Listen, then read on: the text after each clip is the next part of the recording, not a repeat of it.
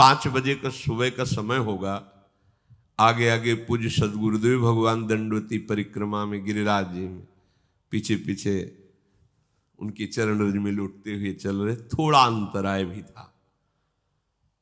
कमर में से हाथ रखे हुए एक बालक, ए बाबा पैसा दे दे। पीछे की बात,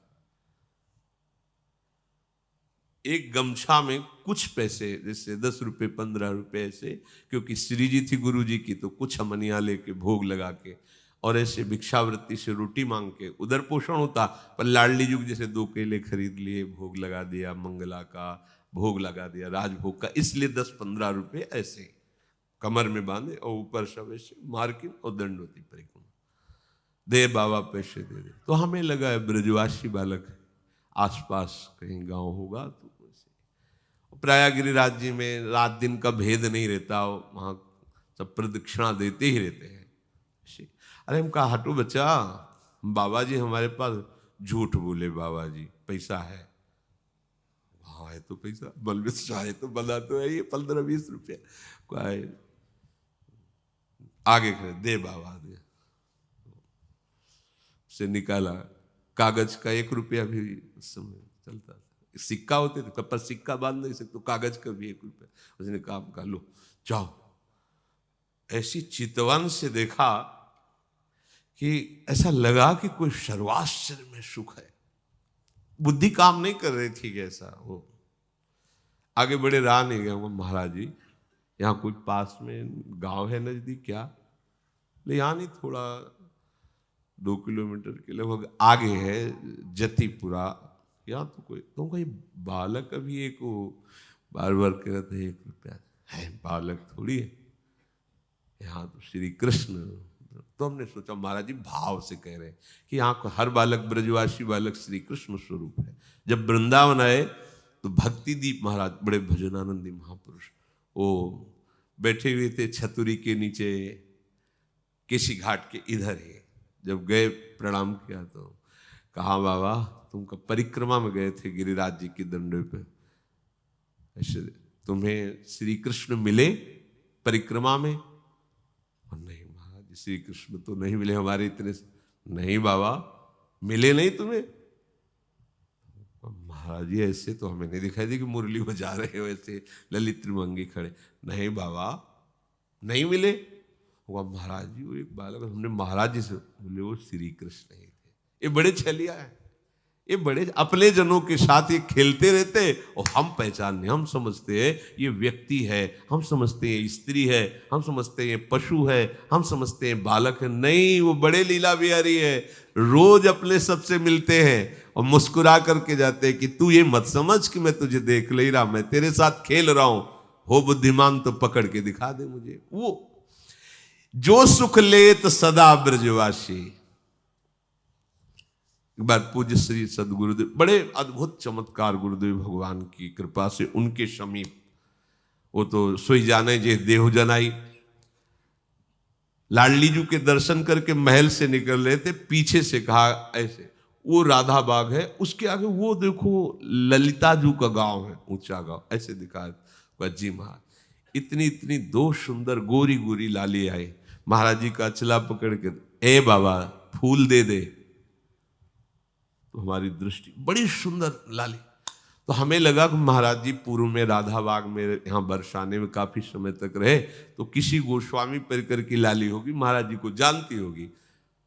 अब महाराज जी के तो आंसू चले एकदम, हमारी तो समझ में ही नहीं आया। थोड़ी देर में वो लाली से भीड़ के साथ चली गई। महाराज जी लड़खड़ाते हुए ऐसे, मतलब अद्भुत मस्ती। और जे ही राधा बाग की तरफ एकांत हो जाता है तो रोते हुए कहे कि भिक्षावृत्ति से इधर, तो मुझे किंचन के पास आपको देने के लिए क्या है। और ऐसे फपक फक, तो फिर एकदम लगा कि महाराज जी ये किसी गोस्वामी की लाली नहीं थी? बोले नहीं, श्री जी और ललिता जी थी। महाराज जी का श्री जी और यहाँ तो चलते फिरते जो भगवत साक्षात्कार बड़े बड़े ऋषि मुनि, ये उनका घर है, वो कभी भी टहलते मिल जाएंगे, दोनों गलबैया दिए। बस हमारी गलती क्या हो रही, हम धाम के आशिक नहीं हो रहे, धाम की रहने से नहीं रह रहे। इस महान पावन भूमि में हम राग द्वेष की क्रीड़ा कर रहे हैं, हम अपराध कर रहे हैं, इसलिए नहीं, यहां कोई साधन करने की जरूरत है। महारानी जी के घर में रह रहे हैं और हमें महारानी जी से मिलने के लिए कोई साधन करना पड़ेगा। भैया, और देश के बसत ही अधिक भजन जो होए, ये सम तो पूजत नहीं वृंदावन रह सोए। अब कैसे ये कोई कहानी थोड़ी है, ये कोई ऐसे थोड़ी कि वृंदावन की जय बोलने के लिए महापुरुषों ने बढ़ा चढ़ा, ऐसा नहीं है, अक्षरशः सत्य है। ये वृंदावन सच्चिदानंद घन है, ये सिद्ध भूमि है, ये प्रेम भूमि है। आपको केवल अनुभव इसलिए नहीं हो रहा कि आप यहां की रहनी से नहीं रह पा रहे। अगर हम लोग रहनी से रहे तो यहां साधना नहीं करनी। प्यारे जो ऐसे गलबैया देकर मिल जाते हैं, उनका घर है, वृंदावन मिल गया मतलब प्यारे जो मिल गए। यहां घर घर हुए रहे हो खिलौना, जगत कहत जाको अविनाशी। यमुना किनारे गोकुल की तरफ टहल रहे थे, विश्व देने से ब्रज में निकल जाते गुरु जी के साथ। गुरु जी ऐसे यमुना किनारे बैठे हैं, बार बार ऐसे कर जैसे कोई उनके साथ खेल रहा है, और वो खेल तो दूर से हम देख, बड़े गंभीर मुद्रा में, अब तो बड़ी कृपा करके सबको सुख देने के लिए आरती कर रहे हैं प्रगट में। श्री जी के दर्शन नहीं कर सकते थे महाराज जी के, लाडली कुंज से कोई की महाराज नहीं, दादा वल्लभ जी के मंदिर में जाए, संभाषण ही नहीं, देखना ही नहीं, दरवाजा ही नहीं खोलना, बिल्कुल एकांतिक। वो तो आज कृपा बरसा रहे, कृपा कर रहे हैं। बाद में पूछा, महाराज जी जो चेष्टाएं अभी हो रही थी तो उनका राधा वल्लभ जी थे, कह रहे थे इधर क्यों टहल रहे हो, आओ ना वहां, उधर आओ, वृंदावन में आओ। तो यहाँ हमारे साथ खेल रहे थे ऐसे। आपको आश्चर्य लगेगा, ऐसा कैसे हो सकता है?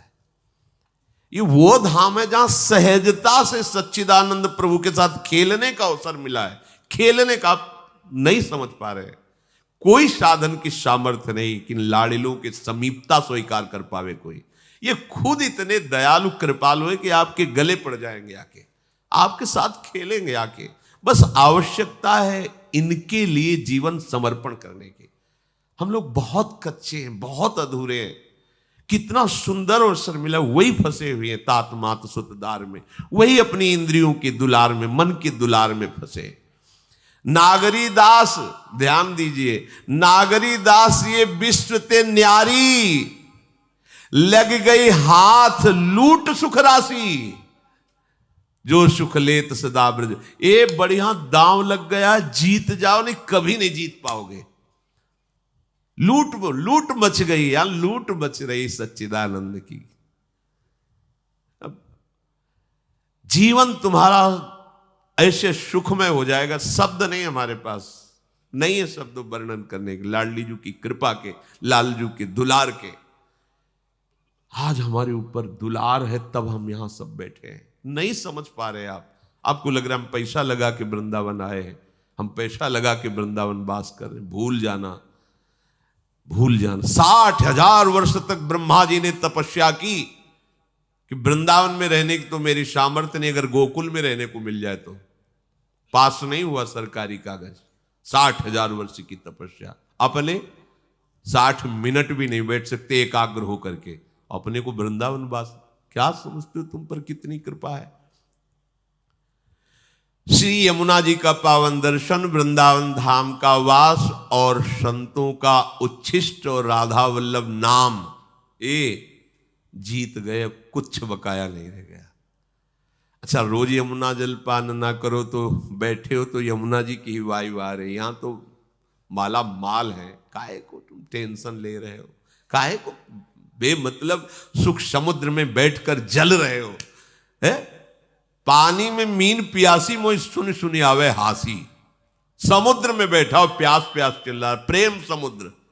अब निज धर्म आपनो कहे तहा नित्य वृंदावन रहत बहत प्रेम सागर जहां। वृंदावन का वास हमें मिल गया, या वृंदावन का आश्रय मिल गया और मुख में नाम चल रहा है और संतों की जूठन मिल गई, तो आप कहोगे कि आज से भेजिए फिर जूठन। ये आप पा क्या रहे हैं? ये क्या पा रहे हैं? जूठन का मतलब रोटी दाल की जूठन नहीं है, भूल जाओ। यही संतों का उच्छिष्टामृत उन्होंने जो अनुभव किया, स्वाद लिया, वो तुम्हें दे रहे। जो नाम हमारे गुरु जी जप रहे, जो नाम हमारे आचार्य जप रहे, वही नाम तुम्हें मिला है। हरिवंश महाप्रभु के श्रीमुख में निरंतर राधा वल्लभ, राधा वल्लभ, राधा वल्लभ, वो आदेश कर रहे हैं, राधा वल्लभ लाल को हृदय ध्यान मुख नाम। वही तो चला रहा है परंपरा से, आप क्यों नहीं जप रहे? चलत फिरत सुनियत यह श्री राधा वल्लभ लाल, अमृत नाम है राधा वल्लभ, अमृत नाम। प्रियाजू को अधीन करने के लिए बहुत सुंदर अवसर मिल गया है। श्रीधाम वृंदावन हमारा सहायक है। गुरुदेव हाथ पकड़ करके ले चल रहे, हम लड़खड़ा के गिरेंगे भी तो इतने समर्थ हैं, हमें पकड़ लेंगे। बस हमें चाल अपनी उधर ही बढ़ानी, श्री जी की तरफ। देखो, इसमें आपको एक विशेष सावधानी रखनी। परमार्थ में आपके सामने भय या प्रलोभन दो उपस्थित होंगे। आप माना भयभीत हो गए, लेकिन बढ़ना प्रियाजू की तरफ ही। प्रलोभन हो गया, देख रहे उस भोग की तरफ, लेकिन कदम तुम्हारे नहीं रुकने चाहिए, बढ़ना प्रियाजू के, तो जीत जाओगे। अगर प्रलोभन में खड़े हो गए या भय से पीछे मुड़ गए तो घाटा हो जाएगा। नागरी दास विश्व ते न्यारी, लगी गई हाथ लूट सुख राशि। सुख में निमग्न हो जाओ। जिसकी सहायक प्रिया प्रीतम, उसको गिरा कौन सकता है? अभी तुम समझ ही नहीं पाए, तुम अनाथ हो क्या यार? इतना हम देखते हैं व्यक्ति में अपना भार लिए डोल रहा है, तब परेशानी ये लगती है कि अरे पागल, तू काहे को इतना भार लिए? मेरे प्रभु घोषणा करके कह रहे हैं योगक्षेमम वहाम्यहम्। तुझे भरोसा नहीं हो रहा? केवल तू राधा राधा बोल, बस चिंता मत कर, भविष्य की चिंता मत कर, अपने पालन की चिंता मत कर, अपनी रक्षा की चिंता मत कर, मेरा भजन सुरक्षित बचा रहे, बिल्कुल चिंता मत कर। वो हर समय आप पर नजर रखे हैं। जो प्राप्त कराना है आगे आगे प्राप्त कराते जाएंगे, जो बचाना है रक्षा करना है वो रक्षा, ये उनका भार है, हमारा नहीं है। हमारा सिर्फ काम है राधा राधा राधा राधा राधा। प्रभु कह रहे माम अनुस्मर, सतत मेरा स्मरण कर। अब इस बात पर ध्यान देते हैं कि स्मरण हमारा सतत क्यों नहीं होता। स्मरण तीन तरह से होता है। एक होता है बोधजन्य, एक होता है संबंधजन्य, और एक होता है क्रियाजन्य। बहुत ध्यान से सुनना, बड़ा लाभ का विषय है। भगवान का आदेश है तस्मात् सर्वेषु कालेषु माम अनुस्मर, मेरा बार बार स्मरण करो। स्मरण तीन प्रकार से होता है। एक होता है बोधजन्य, एक होता है संबंधजन्य, और एक होता है क्रियाजन्य। जो बोधजन्य स्मरण है, इसमें भजन करना नहीं पड़ता। ये बहुत कृपा से स्थिति होती है। एक बोध संबोधन है स्वरूप का, आत्मस्वरूप का बोध, ब्रह्म बोध संपन्न महापुरुष कहा जाता है, आत्मस्वरूप। और एक बोध शब्द होता है इस बात का अनुभव हो जाना कि मैं श्यामा श्याम की हूं, श्यामा श्याम मेरे हैं। मतलब ये कहने सुनने की बात नहीं रह गई, उसके हृदय में बैठ गया है। जैसे 50 वर्ष पहले जन्म हुआ था, कभी किसी ने कान में बता दिया होगा कि स्कूल में जन्म हुआ है, कभी रटा नहीं, कभी ध्यान नहीं किया, बहुत सी साधना करते हुए ऐसे। आज भी अगर कोई भी कहे कि आपका शरीर किस कुल में, तो किसी पूछना नहीं पड़ेगा कि भाई मैं किस कुल में जन्मा हुआ, ये शरीर किस कुल में, नहीं पूछना, ओ अमुक बोल देंगे। ये क्या हुआ? बोधजन्य स्मरण। कभी जपा नहीं, कभी ध्यान नहीं किया, पर कभी भूला भी नहीं। वो बना हुआ कि ये शरीर कहां जन्मा, किस कुल में जन्मा। ये इसे बोधजन्य स्मरण कहते, पर ये असत है, इसकी कोई महत्ता नहीं, ये असत है। ऐसे ही गुरु कृपा से हमारे हृदय में बात बैठ गई कि अरे मेरे असली आश्रयदाता तो श्यामा श्याम में भूल कर भटक रहा था संसार के संबंधों में। स्वीकृत, मैं श्यामा जू की, मैं श्यामा जू की। अगर ये बात अंदर बैठ गई है गुरु कृपा से, तो कैसी भी परिस्थिति हो, आप देखना, इसकी पहचान है। अगर आपको भारी दुख पड़ रहा है तो तत्काल आपकी वृत्ति श्यामाजू पे गई या किसी व्यक्ति पे गई? अगर व्यक्ति पे गई, फेल साहब, बात अभी बनी नहीं। सीधे केवल श्यामाजू के चल, राधा राधा राधा। अब क्या होगा भैया? हम तो नहीं जानते, श्री जी के सिवा हमारा कोई परिचय वाला नहीं और कोई पावर नहीं, हमारी श्री जी है, श्री जी के सिवा कोई नहीं। यही सुई आनी चाहिए। आप बराबर स्मरण नहीं कर रहे, अंतर में आपके बैठा है श्री जी के सिवा मेरा कोई नहीं। भारी सुख की वृत्ति है, किसी व्यक्ति पे सुई नहीं जानी चाहिए कि ये बड़ी कृपा की, ये ला करके वस्तु दी, ये इतने रुपए। अगर ऐसे गई आपके चिंतन की धारा, गई, सब गड़बड़ कर दिया। भारी से भारी अनुकूल या प्रतिकूल परिस्थिति में आपके अंतर की वृत्ति केवल श्यामाजू के, यह बोधजन्य स्मरण। अब स्मरण नहीं करना पड़ेगा, वो हर समय ठसक बली रहेगी। संबंध का दूसरा स्वरूप आता है स्मरण का। गुरु जी से संबंध हुआ, उन्होंने श्यामा श्याम से संबंध करवाया और हमने स्वीकार किया। अब हमें हर समय देखना है कि मैं तो प्रियाजू की बिकी हुई हूं, मेरा कोई अस्तित्व तो नहीं है। तनु वांग मनोभिर अमलई सोहम तविवाश्रिता, इसमें संबंध जनित स्मरण आता है। संबंध से बहुत शीघ्र कल्याण होता है। जैसे मामा प्रयागदास जी की आप कथा सुने तो संबंध, मेरे राम जी जीजा और जानकी जी जीजी, ठसक, मैं उनका साला हूं, मस्त एकदम। कोई कहता कि अरे मामा कभी माला तो चलाते, तुम्हें देखते नहीं। किसका माला चलाए? अरे मेरे बहनोई चक्रवर्ती सम्राट महाराज श्री राम और मेरी जीजी जानकी जी, अब मैं किसका माला चलाऊं? ऐसे गिरदा में से संबंध हर समय ठसक बनी हुई, मेरे प्रियालाल, मेरे श्यामा श्याम। हम लोगों का स्मरण इन दोनों में नहीं है, ना बोधजन्य है, स्वरूप बोध, संबंध बोध, दोनों में नहीं है। तीसरे में है, वो भी बड़े भाग्यशाली है, क्रियाजन्य। अभ्यास हम कर रहे हैं, श्यामा श्याम हमारे हैं, श्यामा श्याम श्यामा श्याम, पर अंदर बैठा हुआ है हमारी मौसी है, हमारी मम्मी, हमारे पापा है, हमारे अमुक संबंधी है। संबंध हमारा जगत से, संबंध हमारा देह से। अभ्यास कर रहे हैं कि श्यामा श्याम का मैं हूं, मैं उनका अंश हूं, उनका नाम जप कर रहे हैं कि इसमें अखंड भजन करने का अभ्यास कर रहे। अखंड भजन होता नहीं इसमें, बोध में अभ्यास भी नहीं है, चिंतन का कोई प्रयास भी नहीं है।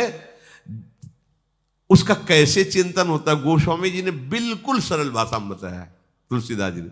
कामिही नारी प्यारी जिमी, लोभी प्रिय जिमि दाम, तिम रघुनाथ निरंतर, प्रिय लागहु मोहि राम।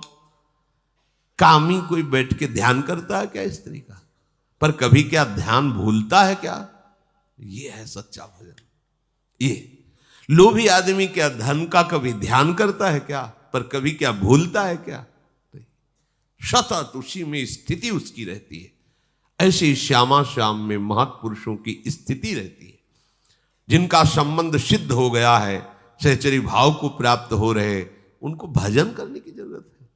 अरे उनका रोम रोम प्रियालाल में है, रोम रोम रग रग श्यामा श्याम का दासत्व स्वीकार किए हुए विराजमान। बुरी सखी कह रहे रोम रोम जब रग रग बोले तब कुछ स्वाद नाम को। अपने लोगों की स्थिति क्रियाजन्य है, इसमें बहुत खतरा है। क्योंकि कभी भजन की क्रिया होती, कभी भोग की क्रिया होती है, कभी योग की क्रिया होती, कभी वियोग की क्रिया होती है। ये बहुत खतरनाक स्थिति। अभी भजन की ये स्थिति ठीक नहीं है, क्योंकि जब कभी प्रतिकूलता आती तो न संबंध दिखाई देता है, न बोध दिखाई देता है, केवल क्रिया थी, क्रिया ये दिखाई देता। आपकी शरणागति एक क्रिया थी, आपका भेष परिवर्तन एक क्रिया था, क्या न संबंध था न बोध था, इसीलिए बात बनती नहीं। अगर संबंध की ही ठसक आ जाए तो बोध होने में देर न लगे।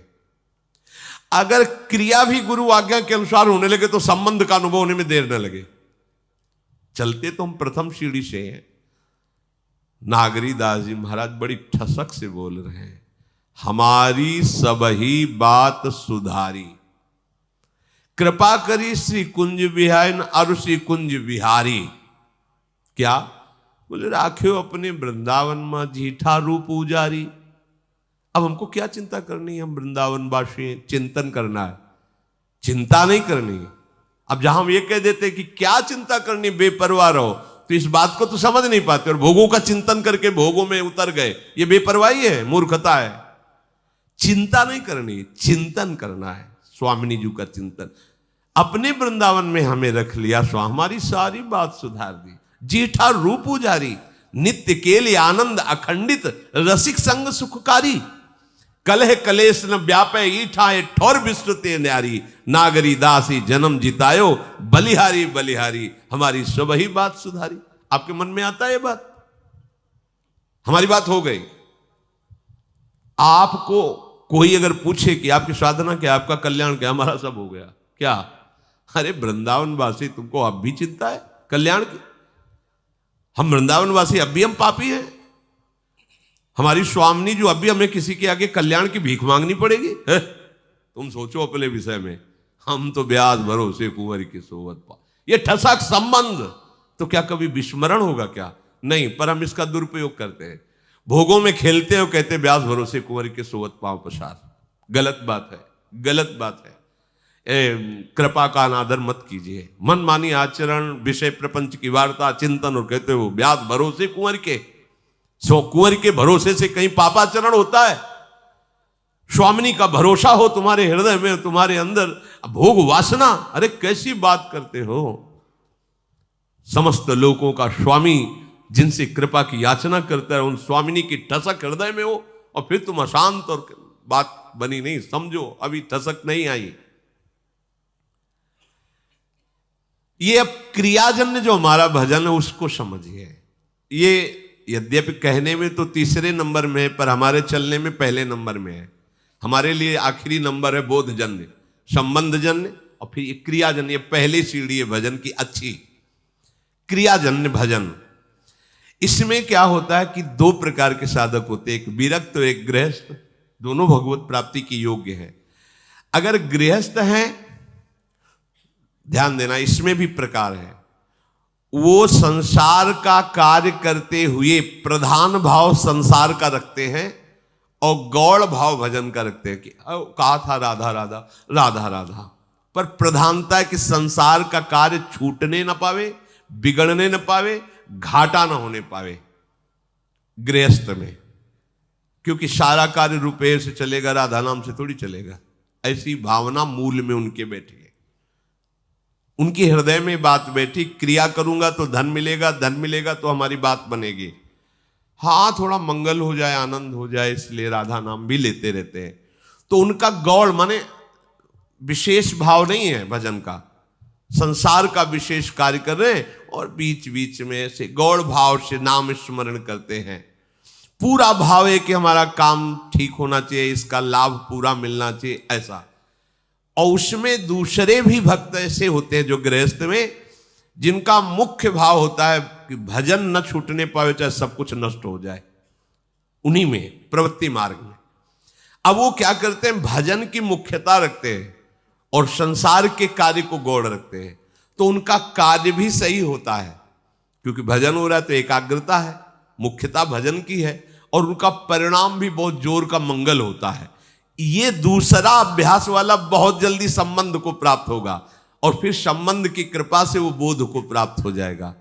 ये जो पहला है कि संसार का कार्य प्रमुख मुख्यता रखते हुए कभी कभी थोड़ा थोड़ा भजन, ये भी प्रणाम करने योग्य है, पर इनको संबंध में पहुंचने में बहुत समय लगेगा, क्योंकि अपने संबंधों को सुदृढ़ किए हैं संसार में और उनके लाभ का विषय है धन और भोग। इसलिए अभी ये परमार्थ की ऊंचाई पे चढ़ने की योग्यता नहीं लाए। दूसरा जो मुख्य बात उसके हृदय में बैठ गई कि हानि हरिवंश के नाम अंतर परे, लाभ हरिवंश उच्चरत बानी। अगर मुझे 1 घंटे में 5 लाख रुपए मिलते हैं और नाम छूट गया तो 5 लाख किस काम के? क्योंकि हम 5 लाख रुपए से 5 सेकंड भी समय नहीं खरीद सकते जो 1 घंटे समय दिया। इतना विचार सुदृढ़, वो नाम नहीं छोड़ सकता। मुख्यता नाम की रहती है, गौड़ कार्य रहते हैं। पूरा हो तो ठीक, ना पूरा हो तो ठीक, श्री जी जाने, भजन पूरा होना चाहिए। ये परमार्थ की ऊंचाई पर चढ़ने की जो क्रिया कर रहे हैं, क्रियाजन्य भजन, ये इनको ऊंचाई में पहुंचा देगा। जो